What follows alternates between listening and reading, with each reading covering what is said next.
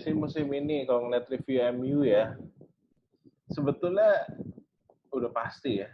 Semenjak Ole pas yang masih caretaker itu kan lagi bagus-bagusnya banget ya. Ole take the wheel. Gitu diresmiin, entah kenapa rada-rada loh kok gini ya, kapal oleng kapten gitu kan. Dulu padahal sebelum Terus dia diresmiin gila ya. Berapa parah. match in a row tuh nggak kalah-kalah. Away win-nya lumayan tuh. Iya. Away win-nya lumayan banget. Gokil Terus sih. udah gitu, begitu udah diresmiin, entah kenapa kan mungkin menyesuaikan dan lain-lain juga mungkin ada problem juga sama manajemen klub. Match pertamanya Ole itu kan 5 gol kan? Lawan siapa ya? Lo kayaknya lebih MU dari gue aja mikir. Enggak, gue inget soalnya, gue inget 5 gol deh. Coba gue Google ya. Iya, coba cek deh, Google deh. Match pertamanya Ole. Sambil gue mereview sekarang lagi. Ya sekarang sebetulnya nih udah setelah transfer musim dingin kemarin, sebetulnya MU lagi dapet nih feel-nya dengan masuknya udah jelas Bruno. Iya kan? Formasinya tuh udah kayak dapet banget nanti ya. Udah mulai klop lagi lah ya.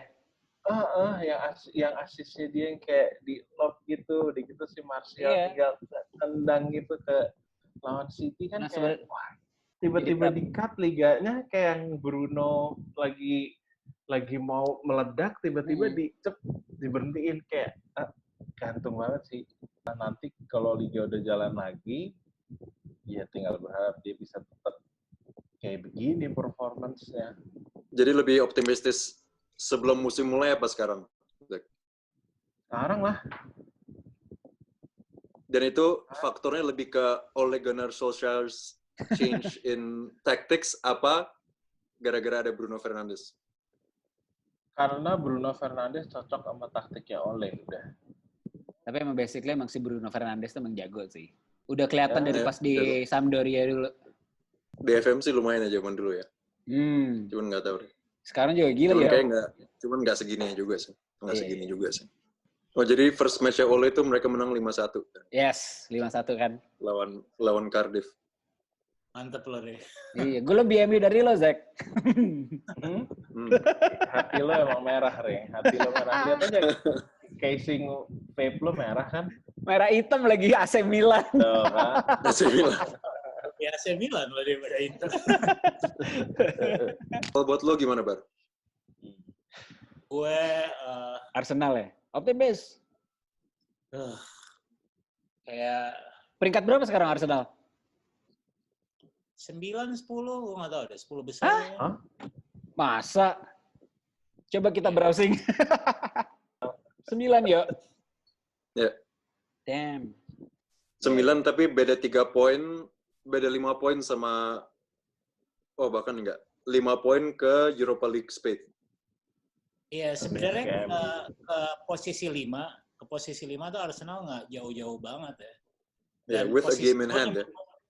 Gue nyebut posisi 5 tuh bukan karena gue peduli sama Europa League ya, tapi karena ada harapan sama zona Champions League actually, karena kan ada show Manchester City mungkin nggak bakal masuk gitu di kuota itu gara-gara kasus. But anyways, balik lagi ke Arsenal. Gue pas awal musim, pas lagi atau mundur ke belakang dikit lagi ya, pas Arsenal kalah sama Chelsea itu gue udah kayak fuck it lah gitu. Udah nggak punya ekspektasi lagi gitu. Ngefans tetap gitu, tapi kayak udahlah kayaknya jangka panjang lah gitu nih. Kayak untuk ngarepin Arsenal sukses kayak bakalan masih lama banget gitu. Kita udah bertahun-tahun mau perubahan gitu dari Arsene Wenger kayak enggak gitu. Ternyata enggak, dengan ngerubah coach juga enggak serta merta bakal berubah gitu semuanya gitu. Jadi background tapi mungkin he was never the right coach in the first place kan si Unai. Maybe emang masa transisi gitu. Cuman pas abis kalah sama Chelsea itu gue yang kayak ngerasa kayak mungkin gue nggak boleh menggantungkan kebahagiaan gue terhadap sepak bola gitu. Lo kalau mau bikin bagian lo gitu, lo harus ada backup plan daripada kesuksesan tim klub itu. Kayaknya itu wisdom yang bagus itu untuk banyak fans sepak bola ya. Emang orang ngeliat Arsenal punya chance loh. Awal musim juga dia ngegas sebenarnya kan. Orang tiba-tiba beli si Pepe. Terus masih ada Auba kan kayaknya wah gila itu sih kombinasi ngeri banget ya. Tapi emang yang satu heran sih backnya nggak dibeli.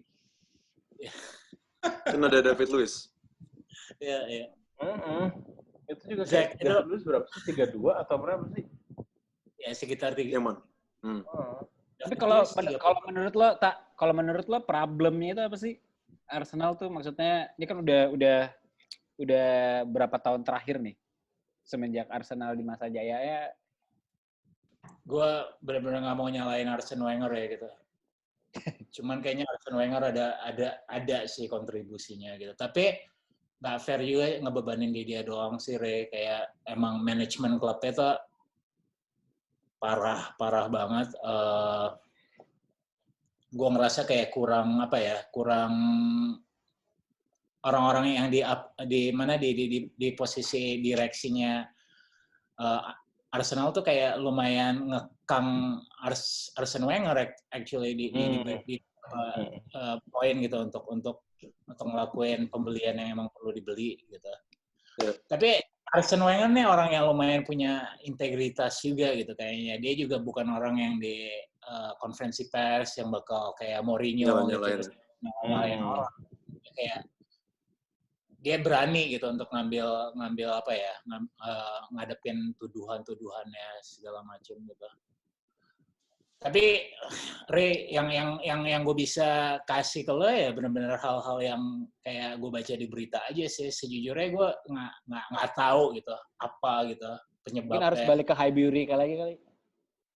Mungkin gitu kayak pindah ke stadion baru tuh kayak lumayan ngebebanin mereka gitu dari segi finansial. Cuman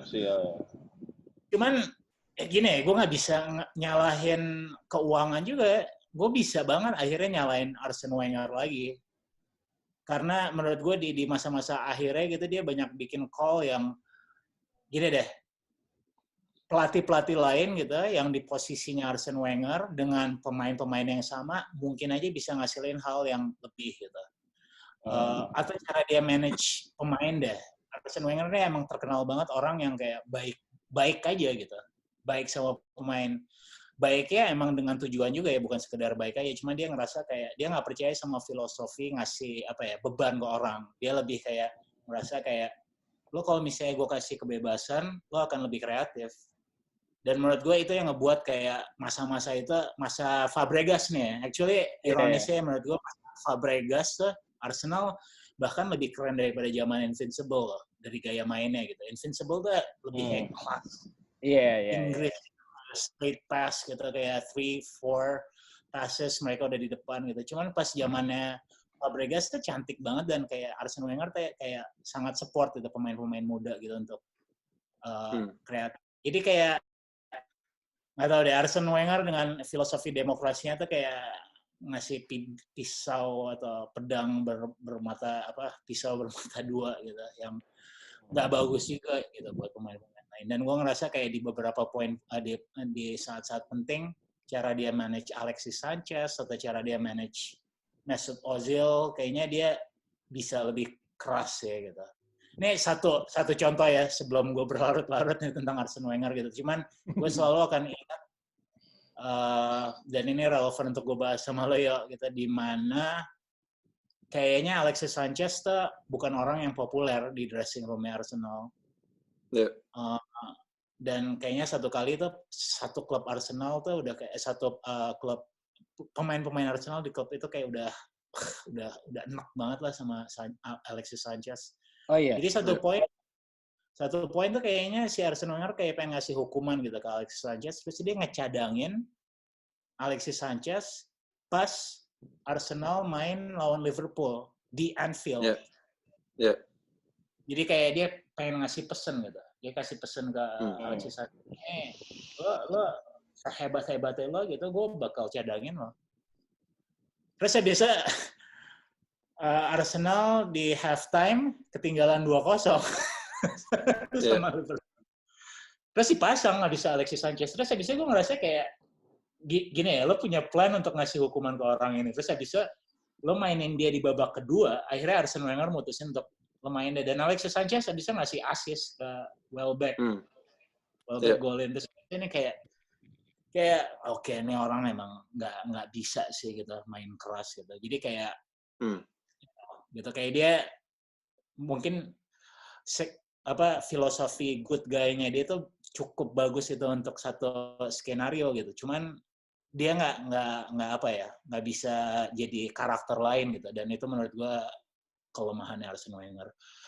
Benar-benar gue nggak mau nyalain Arsene Wenger ya gitu. Sampai sekarang gue kayak sebagai manusia pun gitu, menurut gue Arsene Wenger tuh manusia yang keren banget gitu. Kalau lihat wawancaranya gitu, quality jawaban-jawabannya terhadap interviewnya dia, menurut gue dia keren gitu. Iya, terus Sanchez sekarang ada di tim gue. Terus cedera mulu lagi. Ya. Jadi kayak maksudnya kayak akhirnya kena semua. Sekarang ke anak Liga Italia deh, ke Ray ini. Coba. Gue sih sebenarnya kalau untuk performance sampai sekarang ini sebenarnya ya kita tahu lah, maksudnya Inter juga lagi dalam proses transisi in a positive way. Cuman sekarang tuh peringkat berapa ya? Oh, peringkat 3 di bawahnya Lazio sama Juventus. Selisih 9 poin. Inter ada 54. Cuman dia masih minus 1 match. Lazio ada di poinnya 62, Juventus 63. Overall sih sebenarnya gue puas dengan maksudnya yang diraih sama mereka. Terutama di Serie A ya. Kalau di Champions League itu gue menganggapnya itu sih kayak ya itu pelajaran lah, karena memang dari awal gue juga udah maksud gue secara spek pemain tuh buat di Champions League tuh kayaknya levelnya belum di sana gitu loh. Kalau di Europa League oke lah. Gitu. Dan pemain-pemain gue tuh kemarin kebanyakan pada cedera gitu. Pada cedera dan problemnya Inter nggak punya backup yang setara levelnya sama starting 11-nya mereka. Ya sebut aja Barella, Sensi. Itu 2 pemain cedera sembuh, terus Sanchez, Asamoah dari awal musim sampai sekarang nggak pernah main. Main lah mereka cuma 1 atau 2 kali habis itu cedera. Gitu. Terus ada D'Ambrosio, ada Gagliardini, Vecino tuh 3 pemain itu menurut gue tuh sangat nggak konsisten banget dan cedera mulu juga gitu. Terus ada Politano yang nggak masuk juga sama skemanya si Conte. Even striker gue nggak punya cadangan gitu. Cuman ada si Lukaku sama Lautaro doang. Cadangan cuman si pemain U17 dia tuh Sebastiano Esposito. Nah, nama terakhir. Pemain favorit lo di FM ya? Yes, jago banget itu. Esposito. Nah, terus apa lagi ya? Nama terakhir yang cedera tuh Handanovic. Dia sempat terakhir 4-5 match terakhir tuh cedera, nggak main, gantiin Padeli, dan itu hancur sehancur-hancurnya. Pas si Padeli main. Cuman match terakhir memang Handanovic sudah main tuh lawan Juventus, cuman kalah 2-0. Nah, pas di lawan Juventus itu sebenarnya gue udah agak males tuh nonton bola. Karena gue udah kayak di PHP-in sama schedule terus kan.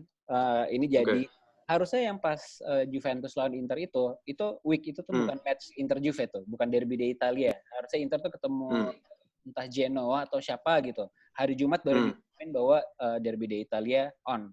Jadi akhirnya minggu itu ketemu Juventus. Itulah gue bilang dia udah acak-acakan nih mood pemain juga pasti udah berantakan sih. Gitu. Jadi menurut gue sih dengan spek pemain yang maksud gue bisa dibilang seadanya ya. Kayaknya sih gue udah cukup puas dengan apa yang diraih. Maksudnya it's a good transition dan bisa jadi modal bagus juga buat musim depan. Karena ini kan baru musim pertamanya Conte juga kan. Iya. Jadi pendapat lo sebelum masuk ke musim ini sama sekarang tuh perbedaannya apa? Sebenarnya gue ada optimis di awal musim ya. Maksudnya terbukti memang pas di awal musim tuh ngegas banget tuh Inter tuh. 6 match pertama nggak pernah kalah gitu. Cuman pas Sensi on fire banget kan? Yes, cuman pas Sensi cedera lawan Barcelona tuh abis itu udah berantakan. Tensi cedera, Barcelona si Barella cedera, pokoknya pada cedera deh. Habis itu udah jadi nggak konsisten mainnya. Sebenarnya awal-awal gue udah sesuai ekspektasi gue tuh. Emang bakal bagus ini dipegang sama Conte dengan spek pemain yang ada gitu. Cuman emang gue khawatirnya yang ada di bench itu speknya tuh beda level sama yang ada di starting. Speknya kurang ya? Speknya kurang. Okay. Tapi gue sebagai penggemar MU nonton Inter sih happy juga lah, ada feel MU-nya. Ada Sanchez sama Lukaku ya, sama Yang ya. Nggak, lo gimana bisa ngerasa Alexis Sanchez MU sih kayak dia? Enggak lah, gue lebih ke Lukaku-nya sama Ashley Young. Itu dua sih. Itu soalnya di musim kemarin. Itu dua ya vital banget di MU. Itu loh. Yes, terus tiba-tiba pindah Lukaku sih. Tiba-tiba pindah. Terus kita nggak beli siapa-siapa gitu striker. Jadi kayak, ini gimana sih?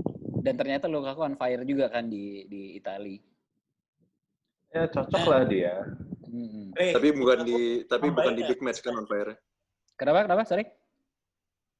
Lukaku membaik nggak first touch ya di Italia? Enggak sih. Tapi untungnya kan liganya rada slow pace ya. Low pace, benar. Itu yang membantu dia tuh. Dan terus kayaknya. Tapi penyakit dia tetap itu ya, tetap nggak bisa perform di big match ya. Enggak juga sih. Dia lawan AC Milan 2 match back to back golin. AC Milan emang masih tim besar. Enggak juga sih. Bubuyutan lah itu musuh bubuyutan. Dia lawan Napoli 2 gol. Maksudnya ya oke lah. Lawan Barcelona 1 gol. Mumpung kita lagi ngomongin pemain Inter nih, Re. Gue kan ada kayak WhatsApp group, terus habis itu nih sebelum COVID-19 ya, tiap minggu kita kayak absen, siapa nih mau main bola nih gitu. Terus biasalah kalau udah absen kan mereka kayak absennya bukan pakai namanya, tapi pakai nama pemain idolanya lah gitu. Iya. Terus mereka ada satu teman gue nih pakai nama Lautaro Martinez. Iya. Pemain Inter. Dia sekarang duetnya Lukaku di depan. Oh, oke. Ini teman gue nih kayak jago banget nih bola. Terus bisa kayak semua orang tuh jadi kayak ngomongin Lautaro Martinez gitu. Tapi gue terus terang kayak nggak tahu gitu. Emang segitunya ya ini orangnya? Sebenarnya dia kan emang pemain potensial sih. Dia umurnya baru 22. Dia baru datang ke Inter tuh musim kemarin, dibeli dari Liga Argentina apa? Lupa gue. Racing. Dibeli dari Racing. Terus musim lalu sih dia nyampe 10 gol nggak ya? Lupa gue. Nah musim sekarang sih dia on fire banget memang sama Lukaku. Dan gue nggak tahu kenapa Lukaku kan emang first touch-nya jelek banget. Cuman sekarang kayaknya pemain-pemain Inter tuh di belakangnya tuh udah mulai adaptasi gitu dengan dia di depan tuh nggak. Udah tahu first touch-nya jelek. Jadi pas dia dapat bola tuh teman-temannya tuh pada teammate itu pada nyamperin dia. Samperin. Nyamperin gitu. Tapi si Lautaro Martinez nih gaya mainnya kayak siapa gitu kalau misalnya lo harus... Gue sih sebenarnya ngelihat dia tuh kayak ada Aguero-nya dikit sih gayanya. Okay. Mirip. Ya. Mungkin kalau di pick-nya bisa kayak Suarez kan? Mungkin. Nggak mungkin. Kalau pick-nya. Nggak, beda total sih. Soalnya kalau Suarez kan dia mainnya kan bisa ngelebar kan. Kalau Lautaro tuh emang benar-benar center forward, dia poacher lah. Overall dari gue itu sih. Maksudnya Inter ya so far oke. Cuman ya ini nih maksud gue yang tadi si Zack bilang performing tim tuh kalau misalkan emang udah kayak awal tahun kemarin kan udah mulai grafiknya udah mulai naik lagi nih. Nah sekarang kehambat sama urusan pandemik kayak begini bisa berantakan lagi gitu, bisa jadi nggak konsisten lagi. Actually lu belum ngomong tentang Liverpool ya? Ya iya juga. Mungkin Liverpool. Jadi mungkin pas musim mulai ekspektasi gue cuman harus menang liga. Kita kan udah menang Champions League. Champions League udah jadi bukan sesuatu yang luar biasa kayak untuk Liverpool sekarang gitu. Bukan sesuatu yang kita butuh. Karena ekspektasi orang-orang sekarang udah Liverpool kan udah masuk final Champions League. udah ada rasa-rasa bahwa kita akan mengejar City. Cuman ya kita belum pernah fulfill potential itu. Dan sekarang akhirnya ya dari musim lalu udah kelihatan kan ya, beda 1 poin ya. Cuman sekarang dengan perubahan mentalnya Klopp, dengan adanya masa transisi pemain-pemain yang masuk musim lalu, masuk ke musim ini, kita lihat ya itu ya emang grafiknya emang seharusnya udah di sini. Ini emang udah seharusnya level Liverpool di sini sekarang. Udah spend money untuk Van Dijk, spend money untuk Alisson. Ya udah, emang ini udah seharusnya terjadi. Tapi nggak jadi juara. Dan tapi itu dia, sesuai dengan nasibnya Liverpool selalu ada asterisk. Kita akan selalu ada asterisk. Ya kita juara, cuman kan musimnya dipotong gara-gara COVID. Iya. You know, things like that. Dan performa timnya setelah mungkin match week berapa 25-26 gitu udah menurun. Maksudnya sebelum kalah sama Watford, sebelum ketemu Atletico Madrid, udah kena sindromnya Klopp di Dortmund kayaknya. Yeah. Main-mainnya udah mulai capek. Lo ngerasa menurun karena nggak ada hubungannya sama COVID-19 kan, Juan? Nggak ada. Bukan. Lebih kayak Klopp pas di Dortmund gitu. Maksudnya kayak pemainnya udah capek, kurang di-rotate squadnya. Kurang rotasi dia. Ya, kurang di-rotate squadnya mungkin. Tapi perbedaannya Liverpool sekarang sama Dortmund pada saat itu ya Klopp emang udah mengubah taktiknya sedikit gitu. Kayak lebih introduce long ball. Pressingnya nggak sekeras musim lalu contohnya gitu. Tapi yang gue lihat juga di match-match terakhir ini adalah mental attitude beberapa pemain yang belum di stage itu, belum di stage kayak MU 98 or Arsenal unbeaten season gitu. Kayak oke, mungkin kita lihat Van Dijk sebagai leader, cuman kalau kita lihat Van Dijk di saat-saat kebobolan 2 gol, 3 gol, mentalnya udah buyar.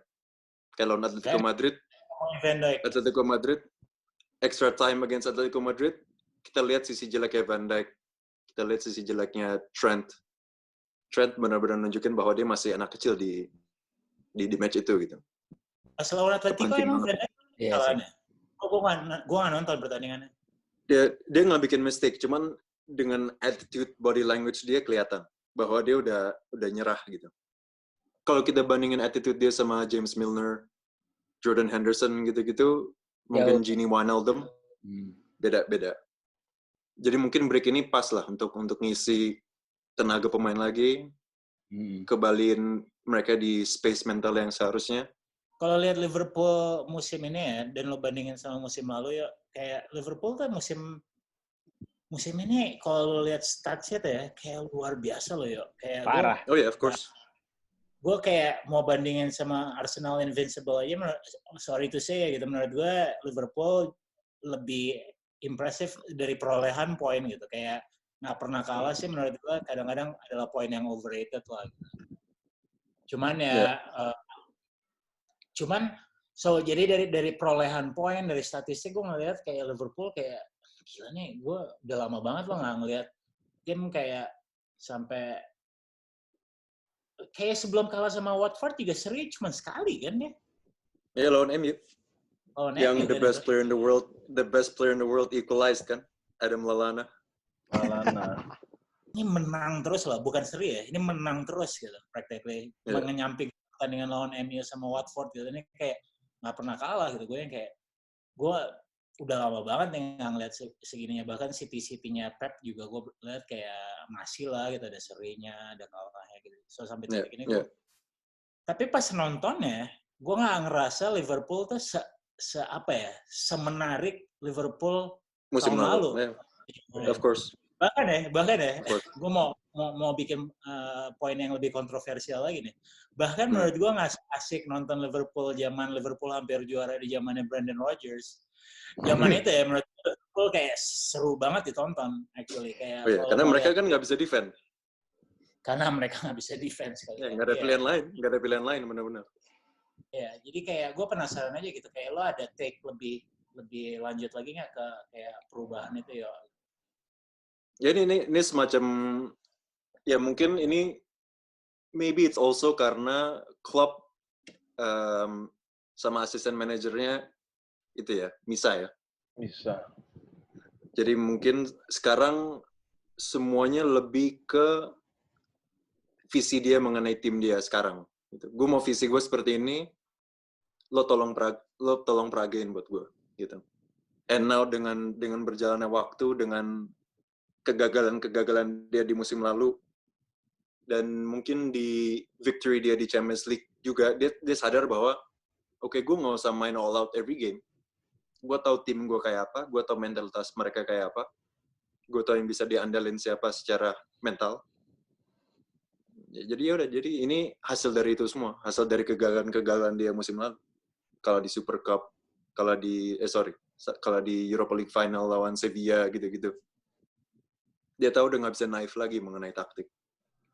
Dia tahu dia nggak bisa heavy metal di setiap saat gitu. Toh lagu heavy metal kan cuma 4-5 menit kan. Masa lo heavy metal 90 menit kan it's not gonna happen.